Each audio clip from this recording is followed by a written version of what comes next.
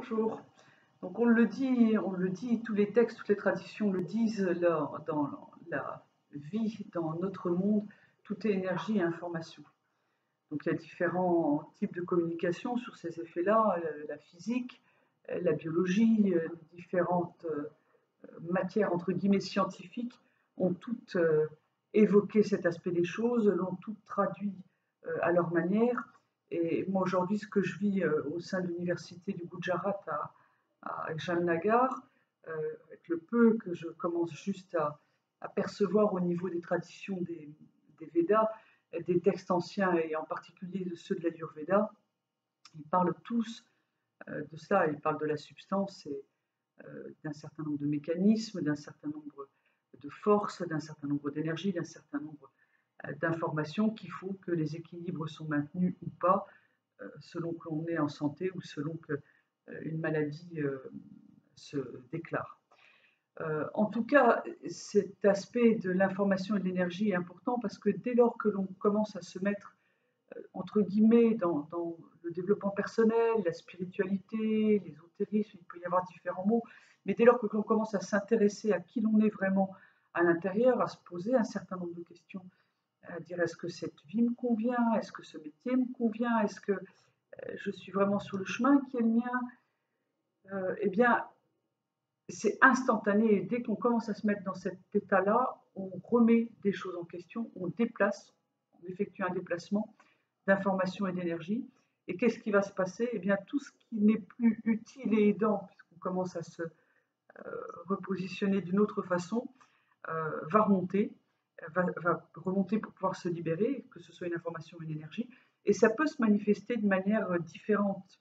Ça peut se manifester dans le corps physique sous la forme d'une douleur ou d'une maladie ou d'un blocage. Ça peut se manifester dans les autres corps inférieurs, ça peut se manifester dans le mental, ce qu'on appelle mind, le mana en sanskrit. Il faut observer tout ça et être en confiance parce que c'est tout à fait normal. C'est vraiment des choses qui remontent, qui ne demandent qu'à être libérées, à pouvoir repartir de là à la source, de là où elles viennent, et qui ne sont plus utiles et aidantes pour l'état et les questions et le positionnement dans lequel vous vous trouvez présentement. Voilà, c'est juste ça qui se passe, c'est juste des repositionnements, des mélanges, des déplacements, voilà, ça se passe comme ça, et donc il y a des réajustements qui sont, et les réajustements, c'est ces fameuses libérations d'énergie et d'informations qui ne sont plus utiles et aidantes, qui fait qu'on passe par entre guillemets, des états qui ne sont pas très confortables, Yvan Poirier appelle ça pas très confortable, qui correspondent à l'intégration de l'être. C'est un chemin qui se fait progressivement, et je pense que quand il est totalement défini, ça correspond à ce que disent les Védas dans les Salvation, ça correspond à ce que dit la tradition occidentale, entre guillemets, au travers du processus d'ascension. On ne sait jamais réellement s'il est atteint ou s'il n'est pas atteint. Tout ce que l'on sait, ce qui est dit dans les différentes traditions, c'est que c'est le but de la vie, c'est d'atteindre cet état-là, cette compréhension-là. Donc voilà, ce que je voulais partager avec vous, c'était ça, c'était de simplifier. Finalement, c'est relativement simple.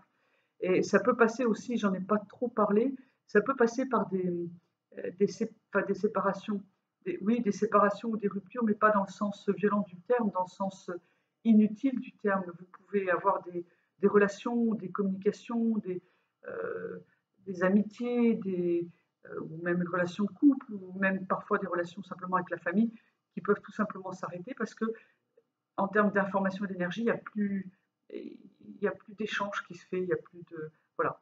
Il faut accepter ça aussi, ça fait partie du chemin, il n'y a pas de jugement à avoir vis-à-vis de ça, il n'y a pas de bon ou de mauvais, il y a simplement un fonctionnement différent qui se met en place et qui est bon pour chacun d'entre nous. Voilà, c'était ce que je voulais témoigner avec vous aujourd'hui à Jamnagar. À tout bientôt avec Apprentissage de la nature et n'oubliez pas la chaîne YouTube Apprentissage de la nature. Abonnez-vous. À bientôt. Au revoir. Et oui, je regarde encore le bouton pour éteindre. Je n'ai toujours pas mon caméraman que j'ai commandé et qui arrive. Il est en fabrication.